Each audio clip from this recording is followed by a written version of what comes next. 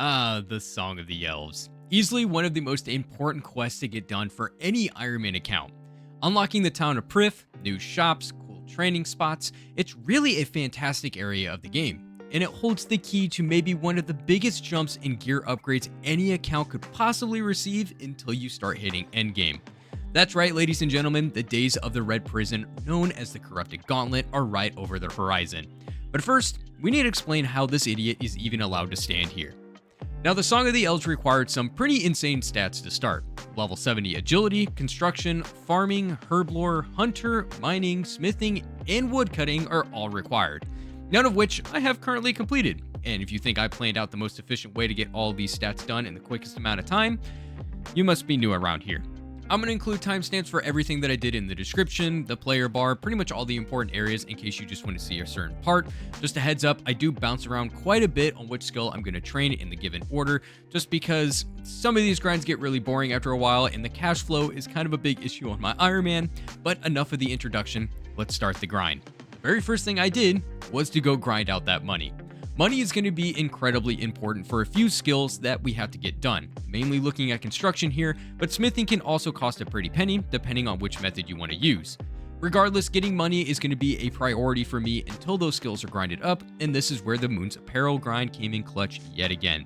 One of the more common drops from the chest here is 30 to 45 noted water orbs, and these are going to be my lifeline for the foreseeable future, considering I got just shy of 2,000 orbs there. Thankfully, my previous crafting grinds allow me to make these into water battle staves, which I'll for a pretty nice profit. I personally got my staves from the Wizard Guild here in Yanil, but there are multiple spots that you can get them, or you can just claim your daily discounted ones in Varrock over time if you're not rushing gold like I am. But this is how I pretty much paid for all my upcoming grinds, at least for the most part. I did eventually hit level 66 crafting as well, and I did spend some time doing air orbs when I needed to do a bit more cash grinding towards the end of my grinds, and there's another training method that I used which helped me get there at the very end. But for now, I took my newfound wealth out for a spin. The first thing I did was to finally start paying my citizens in the Kingdom of Miscellanea. These guys are going to help me tremendously getting hardwood and herbs for future grinds, and I'm incredibly happy that I did this early on as it really pays off in the long run. I also needed to clean out my bank a bit, and I noticed that I had some leftover bone shards, which I used to get up to level 67 prayer. Higher prayer is definitely going to be needed to get through that final boss fight. Alright, enough of the background prep. The first thing I started training was mining, and my first thought was to spend all my time training at the shooting stars. These things are amazing when you need a good AFK grind. These spawn randomly throughout the world at different tiers, but once you find them, you have a good few minutes of straight mining without having to worry about anything. I personally use the OSRS portal website to find my shooting stars. Just Google shooting stars old school RuneScape and it should be popping up as one of the first few web pages, and this is what the page looks like. It updates all the time with new stars, their location, what world they're on, and pretty much everything else that you need to know. Each tier requires a certain mining level to actually mine the star. For example, a tier 6 star requires level 60 mining, but if you find yourself at a star that's too high of a level, you could always just wait a few minutes for those who are actually at the star to mine it down to the next tier, and then you can start mining it from there on out. But in the end, this is where the mining grind actually started for me, and I did it for a certain reason: the star fragments. These can be traded in at Jersey Star Shop? Dude, I can't with these names. It's the guy here in Falador, and you can trade these in for a few items. The most notable one is the Celestial Ring. This is a chargeable ring that helps boost mining. When the ring is charged up, you have a 1 in 10 chance of getting extra resources when you mine certain rocks like Adamite, but even if you don't have the ring charged or you're mining stuff that doesn't give extra resources like I'm going to be doing in the future, the ring provides an invisible +4 boost to mining, and it stacks with other visible and invisible boosts. With mining being one of those skills that can take a very long time to train, this is going to help out a ton in the future. I did stop this mining grind early at level 60 because a side mission presented itself. It's a lunar diplomacy. This is a rather important quest for a variety of reasons, but I mainly wanted to get it done to get access to the lunar spellbook. This spellbook doesn't focus too much on combat, but it does make up for it in utility. Something I really wanted to use for my upcoming grinds, so with the quest done, and just a few construction levels needed thanks to Mahogany Homes, I created the highest tier lectern I could and started making teleport tablets. Here is where my side mission kind of fell apart. The idea was that I wanted to use the contact NPC spell on the lunar spellbook to call one of the Mahogany Home contractors to get my next construction task, and then use the teleport tablets that I'm making right now to go do that task and grind up construction. The issue I ran into was getting to Hosidius. Right now my house is there, and that's what I've been using to use as a quick teleport to that area, but to make the house teleport, I need to upgrade my lectern into a mahogany eagle lectern, which requires level 67 construction. 3 levels off of my end goal. I could have spent that time grinding out the Xerix talisman and used that instead, but I already spent a few hours doing the whole lunar diplomacy thing and grinding those levels out that I needed to get to this spot, so I just decided to ditch the whole idea and stick with the standard magic book and teleport runes to get the job done. With construction now on my mind, it was time to start up the incredibly expensive grind. After turning all my logs that I currently had into planks, I sent trip after trip, contract after contract. I just kept on grinding homes and eventually hitting level 54, and I started to get pretty low on my plank supplies and I got sick of the grind already, so I took my earnings from the battle staff grind and started doing some smithing at the blast furnace, and it went exactly how you would expect. I bought gold, threw that gold onto the belt, picked it up when it was done, banked, and did it again. This may be one of the fastest smithing methods in the game, but I'm already incredibly bored watching this, but something yet again interesting happened that caused yet another side mission. I just hit level 59 smithing, which doesn't sound all that exciting. I mean, it's still 11 levels off of my 70 goal that I need to get for the Song of the Elves, so why is this level special? It's special because I can now make mithril grapples. These things are used way more often than I expected, from quests to shortcuts to getting to certain bosses. They are pretty handy, and wouldn't you know it, I planned yet another side mission into my grinds to keep my sanity in check. And the Path of Clofree is done. Okay, yeah, I did some questing that is not at all involved in my main goal of Song of the Elves, but it did open up my new best mage weapon, known as the Warp Scepter. It's a powered staff that's supposed to fill in the gap between Ivan's staff and the Trident of the Seas. The Trident, by the way, needs 87 Slayer, and that's not in the plans anytime soon, so this is perfect for my current account. With those 2 quests done, you knew I had to spend some time to see if I can get lucky on that drop. Ooh, there it is. That was surprisingly quick, thank you. I will take that and go. This is still the first trip. 64 birds to get her done. 64. And we got it. Very, very, very nice. All right, cool. We got some high alks. We got some easy runes, and we are out of here. 64 kills for a 1 in 320 drop rate. That's not too bad. Into the bank it went, and it has yet to see the light of day because now I need to get serious about my goals. Leagues is coming up soon, at least at the time of this recording, and it's something I really want to dive into, and I have a goal to reach, so I gotta get back to that grind. To kick it back off, the skill that sounded the most fun to me for some reason was agility, so I set off to the new area of Volamore for the newest agility course, the Colossal Worm Advanced Agility course.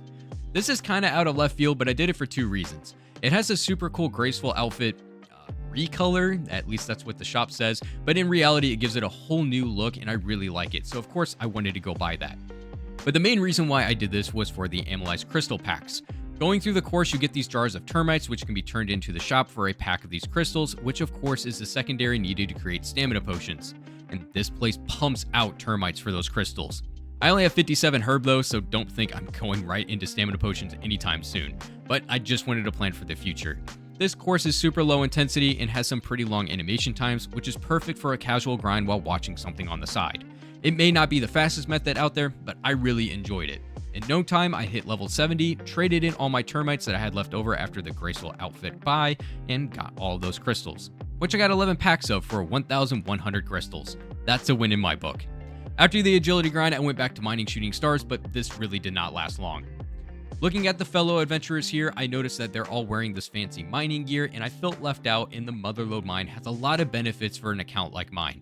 That Prospector outfit is an XP boosting set, and my thought was that if I'm going to spend a lot of time mining and mining in the future, I might as well just buckle down and get the grind done. I do give Motherlode mine a ton of grief, mainly because I just spend so much time here on the main account, but it really does help out Ironman accounts a lot. Each time you collect your ores, you get a nice spread of the available ores that your account can get, and it does help cut down the time that you need to spend power mining certain ores like coal.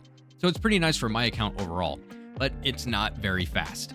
I did power through though, collecting each set piece as I went on, eventually hitting level 70.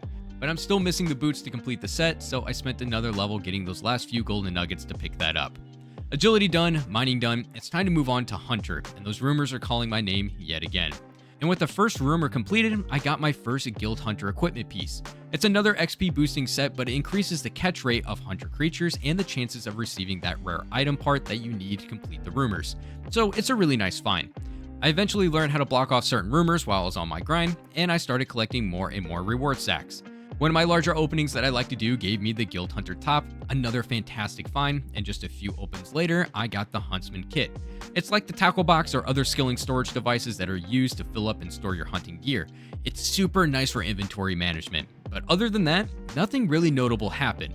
I just kept grinding hunter rumors whenever I had time, eventually hitting my goal of level 70 hunter at 101 completed hunter rumors. So close to the perfect clip. But here's all the loot from those openings, just in case you were curious. Now we get into more extreme grinds. Agility may have taken a while, but at least it was super chill. Mining was a bit more intensive, but overall nothing horrible. At this point, Hunter was probably my most involved skill to train, but the XP rates with that skill are so insane that the grind didn't even last that long. No, it's time for a really painful grind. It's time to start farming. And what better way to torture yourself in this game than hitting up Tithe Farm?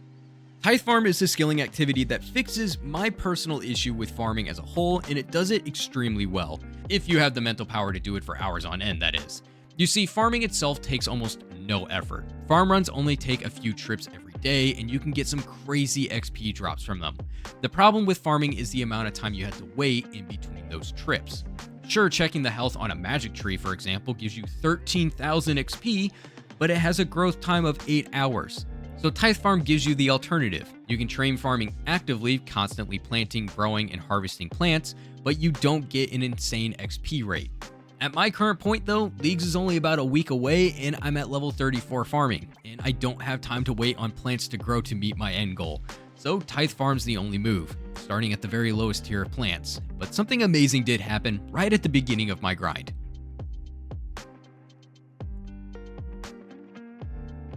No. There's no way. No. At Tithe Farm? What? Oh my god, this has to be the rarest pet I've ever gotten. 37 farming. At like 28,000 XP. What? The odds of this happening at Tithe Farm of all places is actually pretty insane. So insane that I made a full video explaining the odds of it happening that you can check out here, or it's linked in the description. Sadly though, this is the only fun thing that I get to show you about Tithe Farm. There are a bunch of strategies that you can use to plan out like the best route to go around planting and collecting everything, but I just did this very simple route because it was the easiest for me to maintain without adding too much thought. The only thing that's really worth mentioning to someone who may decide to do the grind like I did, you do get capped at 1,000 points at a given time. So any fruit added once you hit that cap don't give you any extra points, so don't deposit a whole sack of like 10,000 seeds in one go.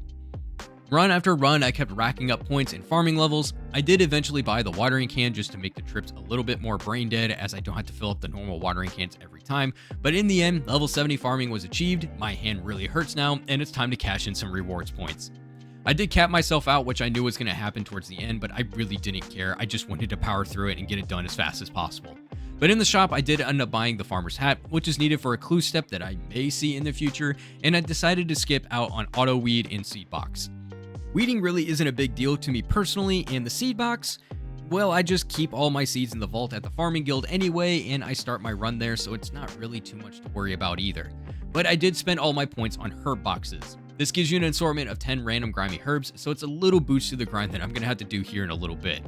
But herb is scary, I'm flat broke, and the logs need to be turned into planks, so I made a few hundred air battle staffs, draining my supply of cosmic runes, and we went back to the construction grind, again doing mahogany homes. With just a couple contracts to do, I bought the plank sack, which helped out so much. Like, honestly, this is probably the most important thing you can buy from mahogany homes, and I just kept on going until I couldn't anymore. I officially ran out of planks yet again, and I'm back to flat broke. Throne was just collected, the supply crates from mahogany homes just straight up scanned me, giving me only steel bars. I needed to grind out money while Throne kept doing its thing, and it's a good thing I planned ahead just a tiny bit. I was afraid of something like this happening, so I planned a little backup just in case. While the Motherlode mine was fantastic for me to grind out mining in that full set, remember how I mentioned that you get an assortment of ores from that minigame? Well, it's time to put those into use. Burning my last remaining GP at the blast furnace, I made a ton of mithril and steel bars for yet another minigame that is fantastic for Ironman. It's time to equip the giants across Gielinor with new and shiny swords. That's right, we're going to the Giants Foundry. Using 19 steel bars to 9 mithril bars, I became the cog that was needed in the sword smithing machine. And this is where I spent the remaining smithing levels. I bought every mold I possibly could given my current smithing level and my end goal, and I just kept on working. Eventually level 70 came in while I made 48 swords. They average around the 20k mark for a sword, which left me with a rather nice cash stack to get me back on my feet. I did have some bars left over, so I ended up making a few more of them until I had over 1 million coins again, which is going to be needed for that last 7 construction levels that I still need to grind out. I went back to the throne to collect any scraps that they possibly had, and I still needed to get more logs, so it's time to finish up the woodcutting requirement. Thanks to AFKing grinds in the past, I only needed to get 2 levels, and I spent all that time cutting down teak logs here at the Isle of Souls using Xanaris to bank. It may not be the prettiest way to train level 70 woodcutting, but it did save me in the end. With almost 1,200 teak planks and enough bars to get the job done, Mahogany Homes called for the very last time. The reason why I did Mahogany Homes for pretty much my entire construction grind mainly came down to the incredible XP per plank ratio that it provides, but it's really not fast, and that's the Ironman trade-off. With my planks gone yet again, it was time to turn in the bones that I've collected over my time in the game for one final juicy XP drop. With 70 construction done, I think it's time to see a house fitting of this new legend.